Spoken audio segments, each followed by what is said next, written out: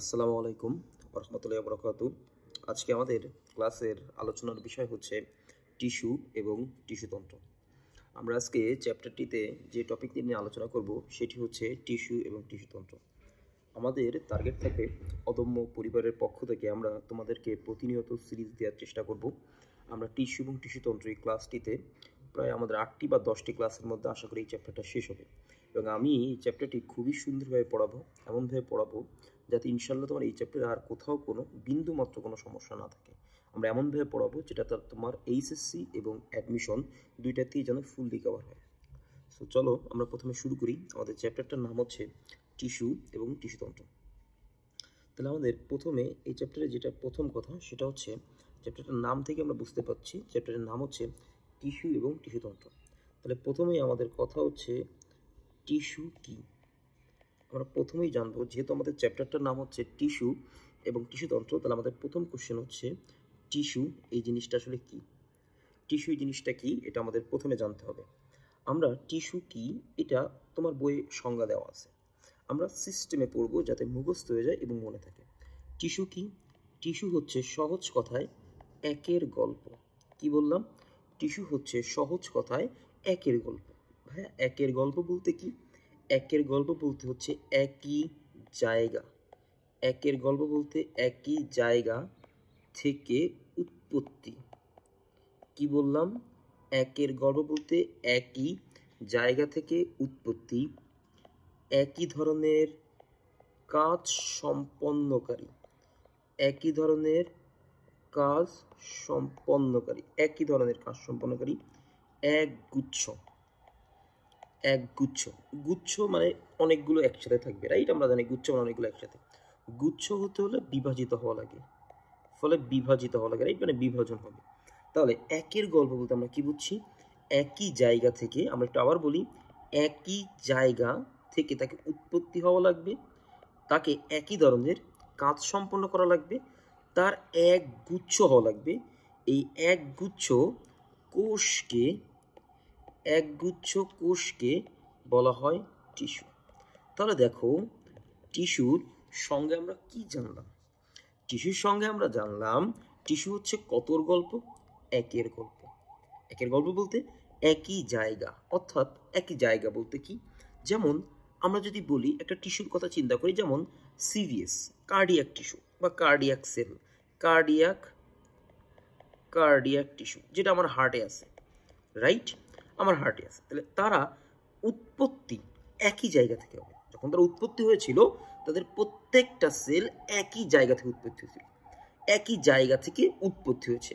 তারা প্রত্যেকেই হার্টে থেকে রক্ত সংবহনের কাজ করে, হার্টের যে রক্ত সংবহনের কাজ সেগুলো করে, এবং তারা এক গুচ্ছ আকারে আছে। তারা বিভাজিত হয়ে যখন জন্ম ছিল তখন ছোট্ট একটা কোষ ছিল, সেখান থেকে বিভাজিত হয়ে বড় কোষ হয়েছে বা যেটা টিস্যু হয়েছে। তাহলে টিস্যুর সংজ্ঞা, তাহলে আমরা বলতে পারি হার্টের টিস্যুর কাজ রক্ত, সিএনএস ব্রেনের টিস্যুর কাজ আমাদের মস্তিষ্কের কাজ, আবার রেসপিরেটরি সিস্টেম সেখানে একরকম কাজ, কিডনিতে একরকম কাজ। তাহলে প্রত্যেকটা জায়গার টিস্যুর কাজ একই রকম, কিন্তু প্রত্যেকটা কাজের যে টিস্যু তারা একই কাজ করবে, একই জায়গা থেকে উৎপন্ন হবে, একই গুচ্ছ থাকা লাগবে। তাহলে আমরা টিস্যুর সঙ্গে আমরা কি শিখলাম? প্রথমে টিস্যু হচ্ছে একের গল্প। টিস্যু কতর গল্প? একের গল্প। তাহলে একই জায়গা থেকে উৎপত্তি, একই ধরনের কাজ সম্পন্নকারী এক গুচ্ছ কোষকে বলা হয় টিস্যু। তাহলে টিস্যুর সংখ্যায় 4টা কথা খুবই ইম্পর্টেন্ট, তোমাকে এই 4টা কথা এইচএসসি পরীক্ষায় লিখতে হবে। একই জায়গা কেন ইম্পর্টেন্ট আমরা ডেফিনেশনে বুঝলাম, আমরা যখন ক্লাসিফিকেশনে যাব তখন এইটা আমরা ক্লিয়ার করব। উৎপত্তি কথাটা ইম্পর্টেন্ট, কাজ কথাটা ইম্পর্টেন্ট, আর গুচ্ছ বা বিভাজন কথাটা ইম্পর্টেন্ট। তাহলে টিস্যু কি এই জিনিসটা আমরা আশা করি প্রত্যেকের ক্লিয়ার। আমরা এবার যেটা নিয়ে আলোচনা করব সেটা হচ্ছে টিস্যু কি বুঝলাম আমাদের এবার, কারণ টিস্যু কেন সৃষ্টি হয়। তাহলে আমরা এবার পড়ব টিস্যু কেন সৃষ্টি হয়। টিস্যু কি সেটা আমরা বুঝলাম, তাহলে টিস্যু কেন সৃষ্টি হয় সেটা আমাদের আলোচনার বিষয়। টিস্যু সৃষ্টির মূল কারণ হচ্ছে কাজের শ্রম বিভাগ। যদি এটা 2 মার্কের কোশ্চেন আসে এইচএসসি পরীক্ষায়, তাহলে টিস্যু সৃষ্টির মূল কারণ কি? কাজের শ্রম বিভাগ। তাহলে যদি পরীক্ষায় আসে যে টিস্যু কেন সৃষ্টি হয়, তার কারণ কাজের শ্রম বিভাগ। এটা বলতে কি, যেমন সিএনএস সেন্ট্রাল নার্ভাস সিস্টেম, সেই টিস্যু একরকম কাজ করে। সিভিএস তার টিস্যু একরকম কাজ করে। রেসপিরেটরি সিস্টেম তার টিস্যু একরকম কাজ করে। তারপরে আমার যে ইউরিনারি সিস্টেম তার টিস্যু বা আমার এক্সক্রিটরি সিস্টেম তার টিস্যু একরকম কাজ করে। তাহলে প্রত্যেকটা টিস্যুর কাজ এক এক রকম। তাহলে টিস্যু হওয়ার কারণে লাভটা কি হলো, আমি সিএনএস এর টিস্যুকে আলাদা করে দিয়ে তার একটা কাজ দিয়ে দিলাম, সিবিএস এর টিস্যুকে আলাদা করে তার আর একটা কাজ দিয়ে দিলাম, রেসপিরেটরি সিস্টেমকে কাজ দিয়ে দিলাম, ইউরিনারি সিস্টেমকে আলাদা কাজ দিলাম, আর এক্সক্রিটরি সিস্টেমকে আলাদা কাজ দিলাম। বিষয়টা হচ্ছে আমাদের সমাজে পুলিশের কাজ যেটা, ডাক্তারের কাজ ভিন্ন, ডক্টরের কাজ যেটা, ম্যাজিস্ট্রেটের কাজ ভিন্ন, ইঞ্জিনিয়ারের কাজ ভিন্ন। প্রত্যেকেই কিন্তু মানুষ, প্রত্যেকেই কিন্তু কোষ, কিন্তু প্রত্যেকেই যখন টিস্যু হচ্ছে তখন কিন্তু তার পেশা ভিন্ন হয়ে যাচ্ছে। তাহলে টিস্যু হচ্ছে অনেকটা পেশার মতো, এক একজনের পেশা এক এক রকম, তার কাজও এক এক রকম। তাহলে আমরা টিস্যু কি এটা আমরা ক্লিয়ার। টিস্যু হচ্ছে একের গল্প, একই জায়গা থেকে উৎপত্তি, একই ধরনের কাজ সম্পন্নকারী এক গুচ্ছ কোষকে বলা হয় টিস্যু। টিস্যু সৃষ্টির কারণ কি, কাজের শ্রম বিভাগ। আশা করি এইটুকু জিনিস আমাদের ক্লিয়ার হলো। আমরা টপিক নম্বর 2 চলে আসি। আচ্ছা, আমাদের এবার আমরা যেটা পড়বো, টিস্যু কি আমরা পড়লাম, টিস্যু জিনিসটা কি। এবার আমরা পড়বো হচ্ছে, এবার আমরা যেটা পড়বো সেটা হচ্ছে টিস্যু সৃষ্টির কারণ পড়লাম, টিস্যু কি পড়লাম।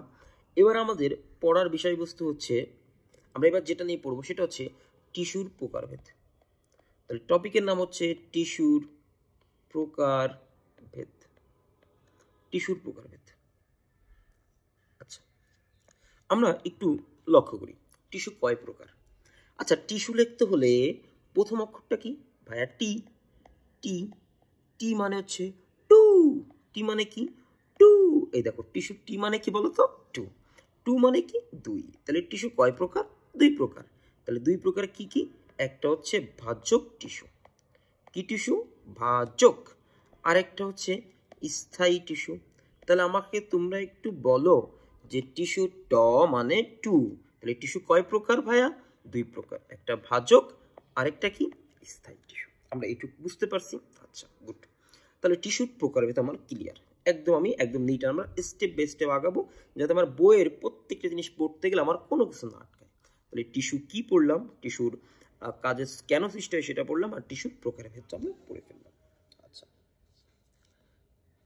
এবার আমরা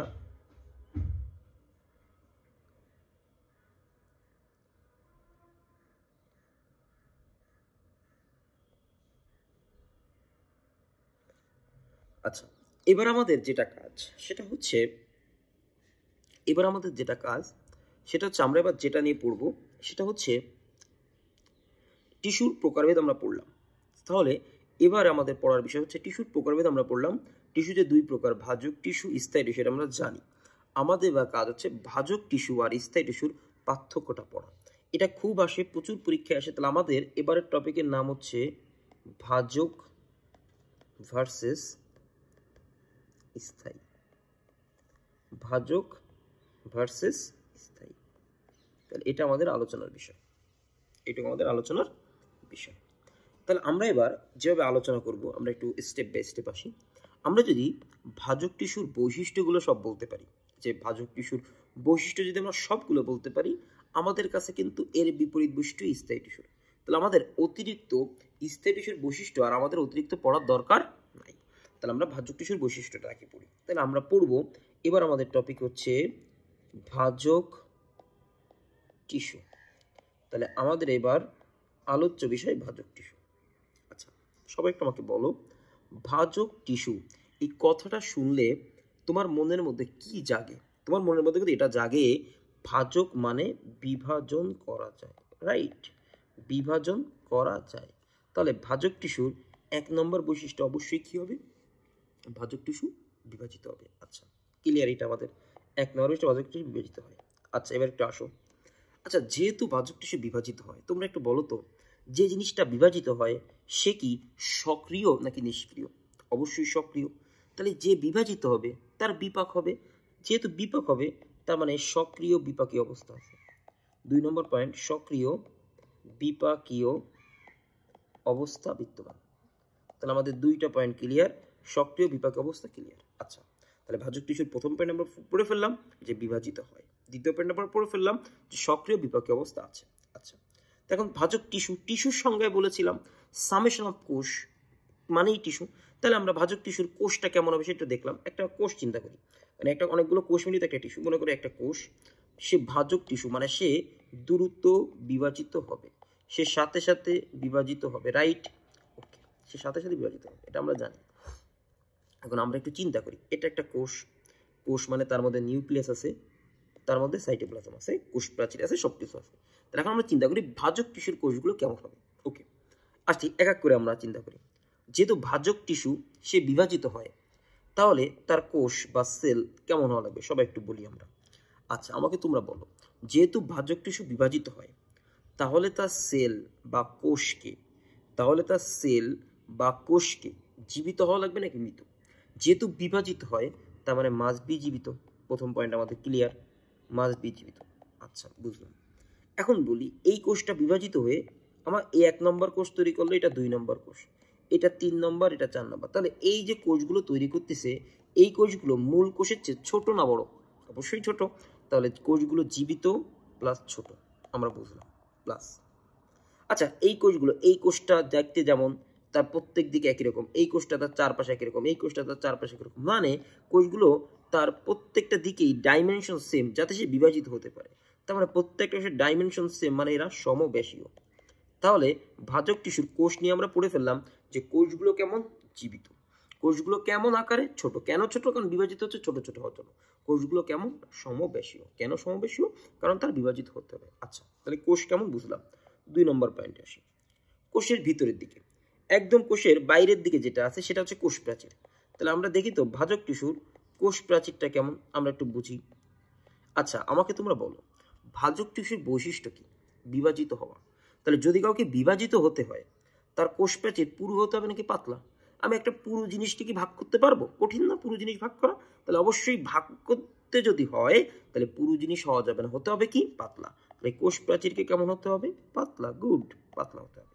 চিন্তা করো, একটা দেয়াল আমি ভাঙবো, দেয়ালটা অনেক পুরু দেয়াল, ভাঙা কঠিন না সহজ? অনেক কঠিন, কিন্তু দেয়াল অনেক পাতলা, আমি তারপর টোকা মারও ভেঙে যাবে। তাহলে যেহেতু ভাজক টিস্যুকে বিভাজিত হতে হয়, তাহলে কোষ প্রাচীরকে অবশ্যই কি হতে হবে? পাতলা। আচ্ছা, গুড। আমরা জানি কোষ প্রাচীর কি নির্মিত? সেলুলোজ।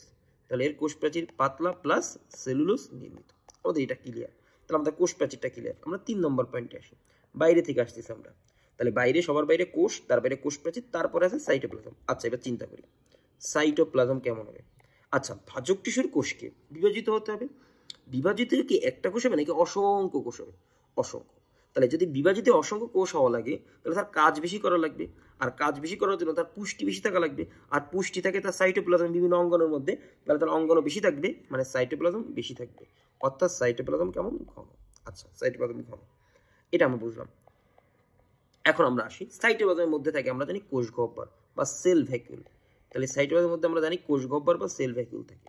আচ্ছা, থাকবে কি থাকবে না? আচ্ছা, আমাকে বলো তো, সাইটোপ্লাজম অনেক ঘন, সাইটোপ্লাজম অনেক ঘন, এই জায়গাটা অনেক ঘন। কোনো ঘন জায়গায় কি কোনো একটা ফাঁকা জিনিস যদি থাকে, মনে করো এই একটা ঘন জিনিস, এর মধ্যে একটা ফাঁকা জিনিস আছে, কিন্তু এই জিনিসটা অনেক ঘন, ঘন জিনিসের মধ্যে ফাঁকা জিনিস থাকলে সেটাও আলটিমেটলি ফিল আপ হয়ে যায় কিনা? যদি ফাঁকা জিনিস থাকতো তাহলে তো সেটাকে আমি ঘন বলতাম না, তাহলে সেটা ফিল আপ হয়ে যায়। তার মানে যেহেতু সাইটোপ্লাজম ঘন, তার মানে তার মধ্যে কোষ গহ্বর থাকা সম্ভব নয়, মানে তার মধ্যে কোনো ফাঁকা স্থান থাকা সম্ভব নয়, মানে তার মধ্যে কোনো আন্তঃকোষীয় ফাঁক নাই। তার মানে তার মধ্যে কোনো আন্তঃকোষীয় ফাঁক নাই। কেন নাই বুঝতে পারছি, কারণ সাইটোপ্লাজম যেহেতু ঘন, আর সাইটোপ্লাজম ঘন, তার মানে কোষ গহ্বর নাই। কেন নাই? কারণ কোনো ফাঁকা স্থান নাই, মানে আন্তঃকোষীয় ফাঁক নাই। আচ্ছা, আমাদের 4টা পয়েন্ট ক্লিয়ার। 5 নম্বর পয়েন্ট আমরা পড়বো, একদম ভিতরের দিকে আসতেছি। এর ভিতরে আছে নিউক্লিয়াস। আচ্ছা, বলো, এই কোষটাকে বিভাজিত হয়ে, এই কোষটাকে বিভাজিত হয়ে, এই যে কোষটা, এই কোষটাকে বিভাজিত হয়ে অসংখ্য কোষ তৈরি করা লাগবে। তাহলে মূল কোষের নিউক্লিয়াস যদি ছোট হতো, তাহলে বিভাজিত হয়ে তো লাস্টের দিকে আর নিউক্লিয়াস খুঁজেই পেতাম না। তাহলে মূল কোষের নিউক্লিয়াস ছোট হবে নাকি বড় হবে? অবশ্যই বড় হবে। তাহলে নিউক্লিয়াসকে বড় হবে, কেন বড় হতে হবে? কারণ যেহেতু সে বিভাজিত হচ্ছে, ফলে একটা কোষ থেকে আরেকটা কোষে যাওয়া লাগতেছে, আর একটা কোষ থেকে আরেকটা কোষে যাওয়ার জন্য তাকে অবশ্যই কি হতে হবে? বড় হতে হবে, কারণ নিউক্লিয়াস বড় হলেই বিভাজিত হওয়া সম্ভব। তাহলে দেখো আমরা ওভারঅল আলোচনা করলাম। আচ্ছা, এবার একটু চিন্তা করি, এই কোষটা বিভাজিত হয়ে 2টা কোষ তৈরি হলো, হওয়ার পরে এ আবার বিভাজিত 2টা কোষ, এ আবার বিভাজিত 2টা কোষ। তার মানে এই কোষগুলো কি পরিণত হওয়ার সময় পায় নাকি তার আগেই বিভাজিত হয়ে যায়? তার আগেই বিভাজিত হয়ে যায়। তাহলে এই কোষগুলো কি পরিণত নাকি অপরিণত? অপরিণত। গুড। আর আমরা বায়োলজিতে অপরিণত কোনো জিনিসকে বলি প্রো, যদিও তোমরা মানে জেনজি পোলাপান প্রো বলতে বোঝাও অন্য লেভেলের প্লেয়ার, প্রো মানে সে আসলে অপরিণত, সে আসলে কাঁচা, তার আসলে অভিজ্ঞতা কম, তাহলে অপরিণত কোনো জিনিসকে বলা হয় প্রো। আর তার মধ্যে প্লাস্টিডকে তাহলে আমরা কি বলবো, প্রো প্লাস প্লাস্টিড, তাহলে তার নামটা কি হবে, সবাই বলে ফেলো, প্রো প্লাস্টিড। তাহলে যদি বলে ভাজক টিস্যুর প্লাস্টিডের নাম কি, প্রো প্লাস্টিড। তাহলে আমরা ভাজক টিস্যুর আমরা সংজ্ঞায় বলেছিলাম টিস্যুর একের গল্প, একই জায়গা থেকে উৎপত্তি, একই ধরনের কাজ সম্পন্নকারী এক গুচ্ছ কোষকে বলা হয় টিস্যু। তাহলে টিস্যু হওয়ার জন্য মেইন লাগে কোষ, তাহলে আমরা একটা কোষ নিলাম, সেই কোষটা হচ্ছে আমার এখানে এই যে সেই নান্না মুন্না কোষ, দেখো এই যে সেই কোষটা, এই আমার সেই কোষ। তাহলে আমরা কোষগুলো দেখছি কেমন, জীবিত, কেন, কারণ বিভাজিত হবে, ছোট কেন, সাইজে ছোট, সমাবেশে কেন, চারিদিকে বিভাজিত হবে, শেষ। কোষ প্রাচীর কেমন, পাতলা, কেন পাতলা, কারণ বিভাজিত হওয়া লাগতেছে, কি নির্মিত, সেলুলোজ। সাইটোপ্লাজম ঘন, কেন ঘন, কারণ বিভাজিত হবে, পুষ্টি লাগবে, ফলে ঘন। যেহেতু সাইটোপ্লাজম ঘন, ফলে কোষ গহ্বর নাই, যেহেতু কোষ গহ্বর নাই, ফলে আন্তঃকোষীয় ফাঁকা নাই। যেহেতু বিভাজিত হতে হবে, আর বিভাজিত হতে হলে অবশ্যই নিউক্লিয়াসকে কি হতে হবে, বড়, কারণ বড় হলেই সে আস্তে আস্তে প্রত্যেকটা কোষে যেতে পারবে। আর তার অপরিণত যেহেতু, কারণ সময় কম পাচ্ছে, ফলে তার প্লাস্টিককে আমরা বলবো প্রো প্লাস্টিড। তাহলে আশা করি ভাজক টিস্যুর বৈশিষ্ট্যগুলো সবার ক্লিয়ার। আমি এই যে দেখো এখানে 6টা বৈশিষ্ট্য আর এখানে 2টা, 8টা বৈশিষ্ট্য শিখাই দিলাম তোর ভাজক টিস্যু। এখন একটা গুরুত্বপূর্ণ প্রশ্ন, যেটা এবার আমাদের খুবই আলোচনার বিষয়, যে ভাজক টিস্যুর আকার কেমন হবে। তাহলে সবাই টপিকের নাম লেখো, ভাজক টিস্যুর আকার এবং আকৃতি। ভাজক টিস্যুর আকৃতি। তাহলে আমাদের এবার টপিকের নাম হচ্ছে ভাজক টিস্যুর আকৃতি। আমরা এবার যে টপিকটা নিয়ে আলোচনা করবো সেটা হচ্ছে ভাজক টিস্যুর আকৃতি। তোমাদের হাসান স্যারের বইয়ে উল্লেখ করা আছে ভাজক টিস্যুর আকৃতি হতে পারে আয়তাকার, আয়তাকার হতে পারে, ভাজক টিস্যুর আকৃতি হতে পারে পঞ্চভুজ আকার, পঞ্চভুজ। ভাজক টিস্যুর আকৃতি হতে পারে ষড়ভুজ, আর ভাজক টিস্যুর আকৃতি হতে পারে ডিম্বাকার। এই 4টা আকৃতির কথা বলা আছে, কিন্তু বইয়ে ভাজক টিস্যুর এমসিকিউতে পড়বে নিচের কোনটি ভাজক টিস্যুর আকৃতি নয়। ভাজক টিস্যু কখনো গোলাকার হতে পারবে না, এটা একটা খুব ইম্পর্টেন্ট পয়েন্ট, ভাজক টিস্যু কখনো গোলাকার হতে পারবে না। এখন প্রশ্ন হচ্ছে কেন, আমরা বইয়ে যে কথাগুলো আছে এগুলো লজিক লাগবে, প্রত্যেকটা জিনিসেরই লজিক আছে। বায়োলজি যখন তুমি পড়বা, তুমি যদি লজিক খুঁজতে পারো, তোমার কাছে বায়োলজি আসলে কঠিন না। তাহলে আমরা একটু আসি, আয়তাকার কেন, পঞ্চভুজ কেন, ষড়ভুজ কেন, ডিম্বাকার কেন, কিন্তু গোলাকার না কেন।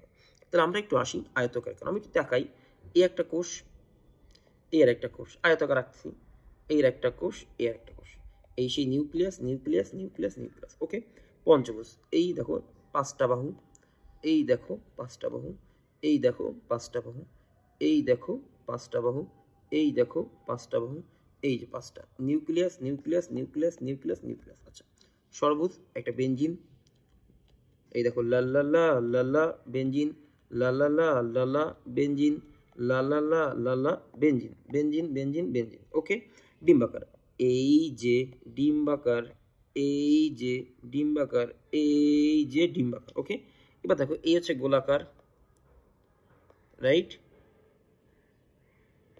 গোলাকার। আচ্ছা, গেল।